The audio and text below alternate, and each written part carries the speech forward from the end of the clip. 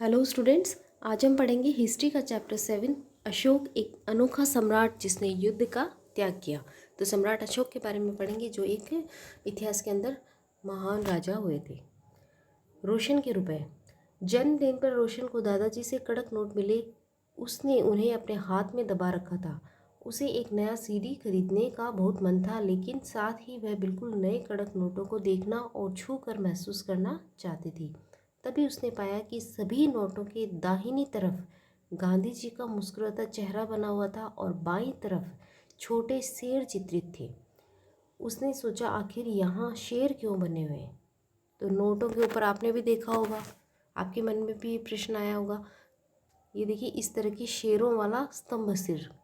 तो जो रुपए पैसे जो नोट और जो होते हैं ना, उन पे इस तरह की ये शेरों वाला आकृति बनी होती है।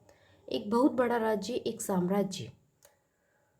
हम जिन शेरों के चित्र रुपयों पैसों पर देखते हैं, उनका एक लंबा इतिहास है।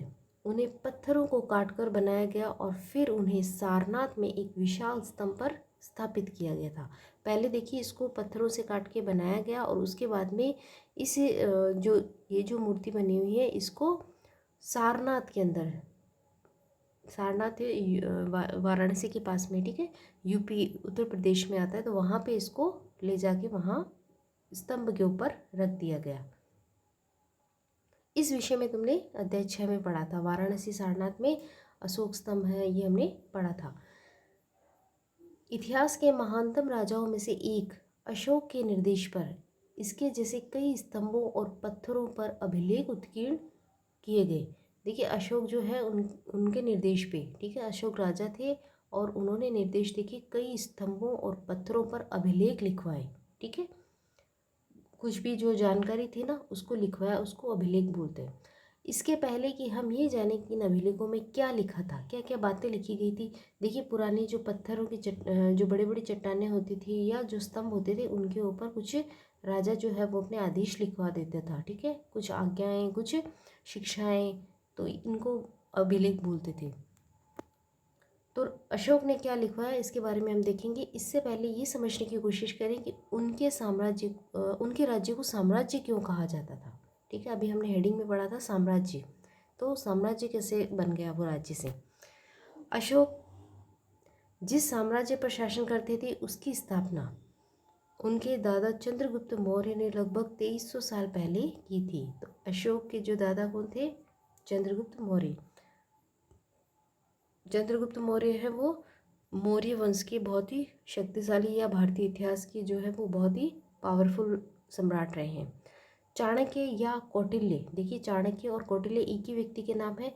नाम के एक बुद्धिमान व्यक्ति ने चंद्रगुप्त की सहायता की थी।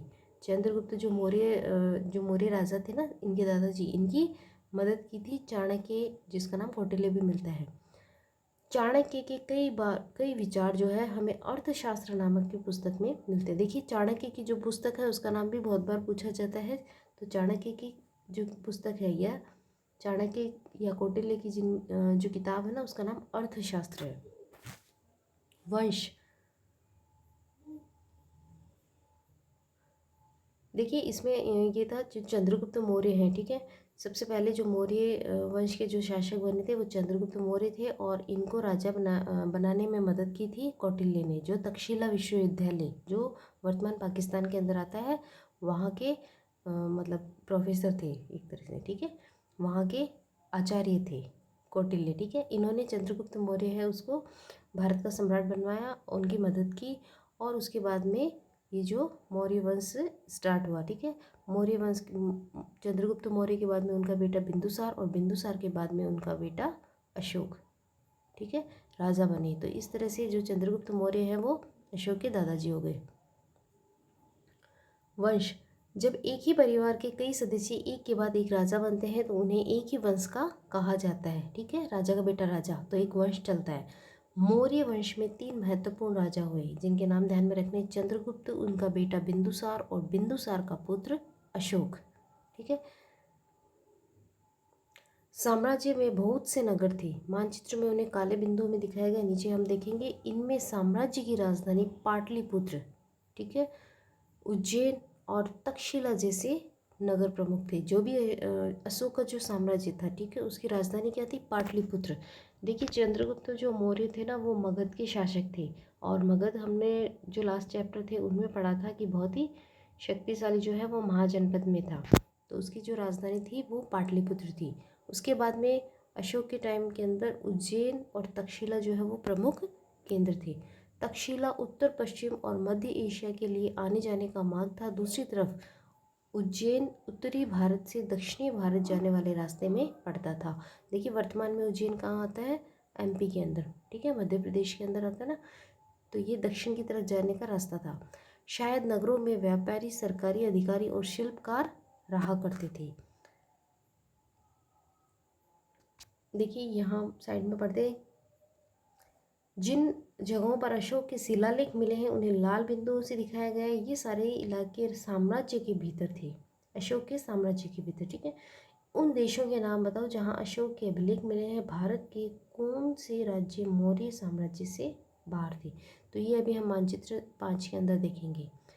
साम्राज्य के बहुत बड़े क्षेत्रों में किसानों और पशुपालकों के गांव बसे हुए थे। मध्य भारत जैसे इलाकों में ज़्यादातर हिस्सा जंगलों से भरा हुआ था। वहां पर लोग फल फूल का संग्रहण और जानवरों का शिकार करके जीविका चलाते थे।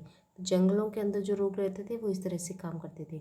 साम्राज्य के अलग अलग इलाकों में लोग भिन्न भिन्न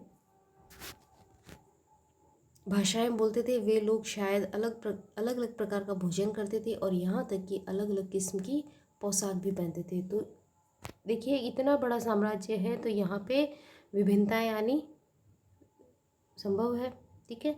तो ये इसमें दिख रहा है अभिलेखों की प्राप्ति स्थल, जहाँ जहाँ से अभिलेख मिले हैं उसको लाल कलर में दिखाया हुआ है और महत्वपूर्ण जो नगर है उसको काले बिंदु में दिखाया गया, ठीक है। तो सबसे पहले हम देख लेते हैं यहाँ पे पाटलिपुत्र, ये इनकी राजधानी थी। उसके बाद में उज्जैन जो दक्षिण की तरफ जाने का मुख्य मार्ग था, और ये तक्षशिला जहाँ पे विश्वविद्यालय था, और जो कौटिल्य थे, ठीक है, कौटिल्य ये चाणक्य जिनका नाम है वो यहाँ के आचार्य थे, यहाँ पे पढ़ाते थे, ठीक है। तो ये जो विदेशों से संबंध के लिए रास्ता था। तो ये तो 3 महत्वपूर्ण यहाँ पे नगर दिखाए गए हैं और बाकी जो सारी जगह हैं वहाँ पे इनके अभिलेख मिले हैं। देखिए अभिलेख क्या होता है? किसी चट्टान पे, स्तंभ पे, गुफा में, कहीं भी कुछ जो बातें थी इनकी लिखवा दी गई थी कि ये नियम है, ये इनकी शिक्षाएं हैं या इनके ऑर्डर हैं। तो ये सारे के सारे अभिलेखों के अंदर आते हैं, ठीक है। तो ये यहाँ पे मिले हैं। भारत से बाहर देखिए मानसेरा, शहबाजगढ़ी, लंपक और कंधार, ये 2 अफगानिस्तान के अंदर है और मानसेरा और शहबाजगढ़ी जो है वो वर्तमान पाकिस्तान के अंदर आते हैं। बाकी भारत के अंदर बहुत सारे फैले हुए, ठीक है। कलसी, टोपरा, मेरठ, देखिए बहापुर दिल्ली का पुराना नाम है। गिरनार गुजरात के अंदर, पनगुरिया, सांची, रूपनाथ, इलाहाबाद, ये सारे के सारे जो है इनके नाम ध्यान में रखने हैं आपको। राज्य साम्राज्य से कैसे भिन्न है? क्योंकि देखिए साम्राज्य राज्यों से बड़े होते हैं, ठीक है। साम्राज्य का मतलब होता है बड़ा इलाका, और उनकी रक्षा के लिए बड़ी सेनाओं की ज़रूरत होती है। इसलिए सम्राटों को राजाओं की तुलना में ज़्यादा संसाधनों की ज़रूरत होती थी। अशोक का भी हमने देखा कितना बड़ा जो विस्तृत एरिया है जिस पे उन्होंने अपना साम्राज्य स्थापित किया था, तो इसलिए उनको साम्राज्य बोलते हैं कि बड़े भूभाग पर उन्होंने अपना आधिपत्य जमाया था। इसी कारण उन्हें बड़ी संख्या में कर इकट्ठा करने वाले अधिकारियों की भी ज़रूरत पड़ती थी। तो शासन व्यवस्था को चलाने के लिए उनको ज़्यादा लोगों की और ज़्यादा सुविधाओं की ज़रूरत थी। साम्राज्य का प्रशासन, चूँकि मौर्य साम्राज्य बहुत बड़ा था, देखिए बहुत बड़ा, लगभग पूरा भारत ही कवर हो गया था इसके अंदर, और भारत के बाहर का भी एरिया, जहाँ जहाँ से इनके अभिलेख शिलालेख मिलते हैं वहाँ वहाँ का एरिया जो होता है ना वो पूरा इनके, ऐसे माना जाता है कि यहाँ तक इनकी पहुँच थी या यहाँ ये गए थे। तो ये देखिए यहाँ से पूरा एरिया हो गया। उसके बाद में ये भारत का जो है वो पूरा हिस्सा, ये देखिए उड़ीसा, कलिंग जो है वो उड़ीसा के अंदर आता है, वर्तमान जो उड़ीसा है वहाँ पे आता है। और यहाँ पे जो है अशोक ने युद्ध किया था, ये हम आगे पढ़ेंगे। और यहाँ की जो लड़ाई थी वो अशोक के जीवन की या लास्ट युद्ध था। इसके बाद में यहाँ पे जो भी युद्ध के अंदर नुकसान होता है, ठीक है, जो भी क्षति हुई थी, तो उसको देख के अशोक जो है उसने युद्ध नहीं करने की घोषणा की थी और उसके बाद में उसने कभी युद्ध नहीं किया। तो ये यहाँ से ना लास्ट है, ये कलिंग उड़ीसा का युद्ध था। कलिंग युद्ध के बाद में उसने युद्ध करने से मना कर दिया था। पाटलिपुत्र यहाँ इसकी राजधानी है।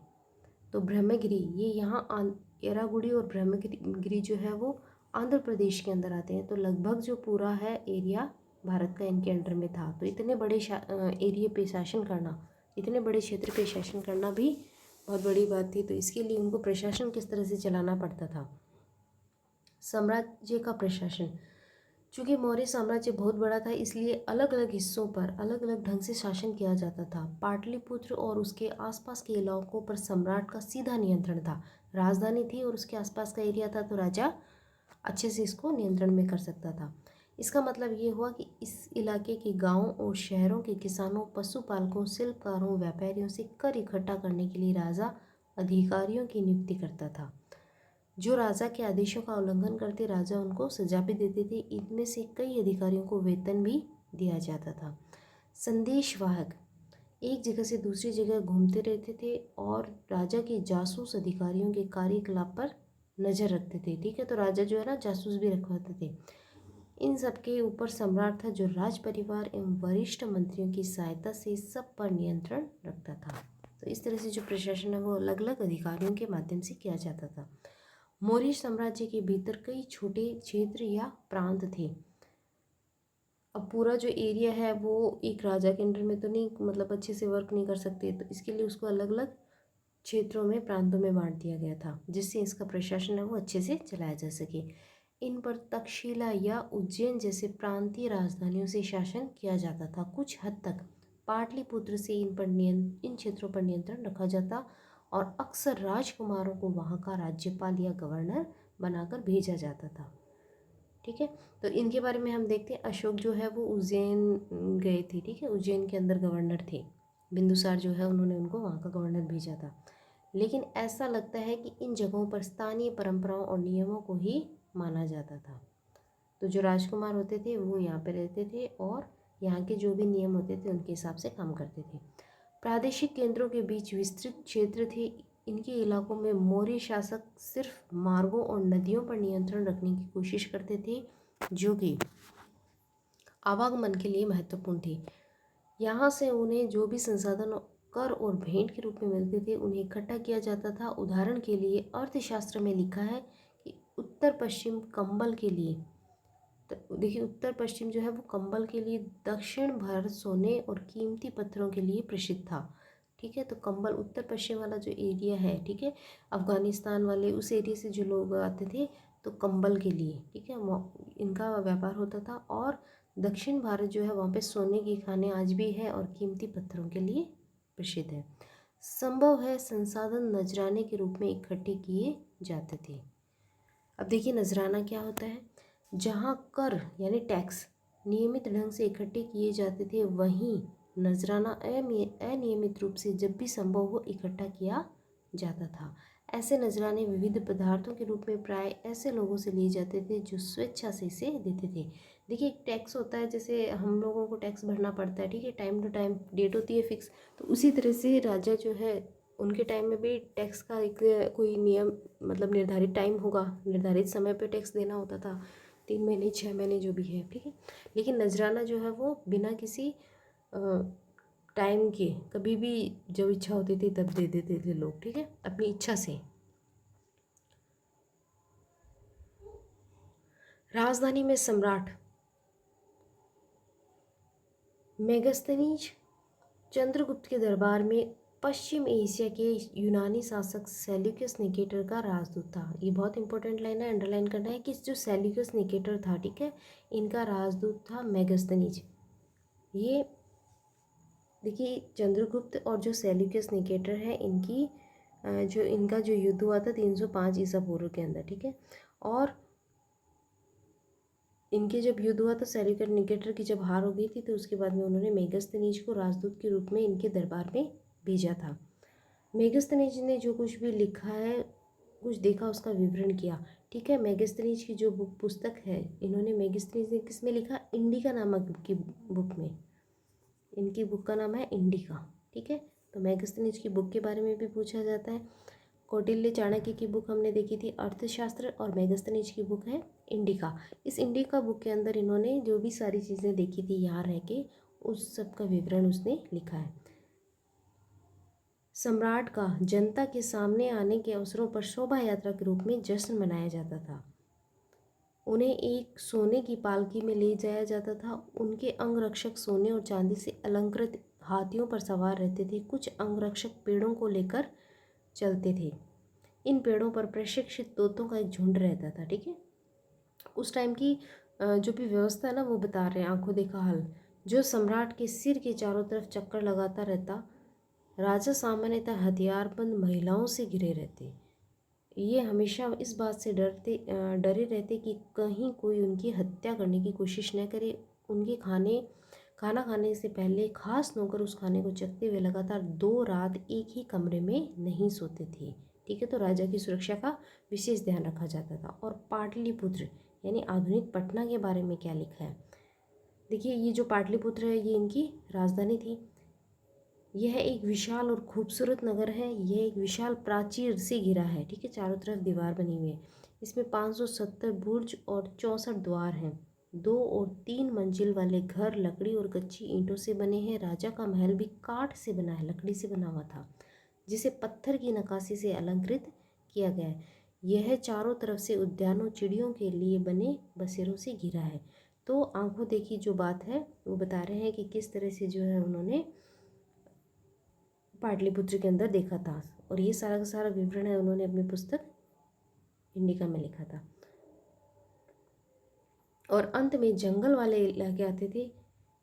वहाँ रहने वाले लोग काफ़ी हद तक स्वतंत्र थे। उनसे यह उम्मीद की जाती थी कि मौर्य पदाधिकारियों को हाथी, लकड़ी, मधु और मोम जैसी चीज़ें ला करते। तो जंगलों में जो भी उत्पादन होता था वो जो भी राजा के जो अधिकारी होते थे उनको देते थे।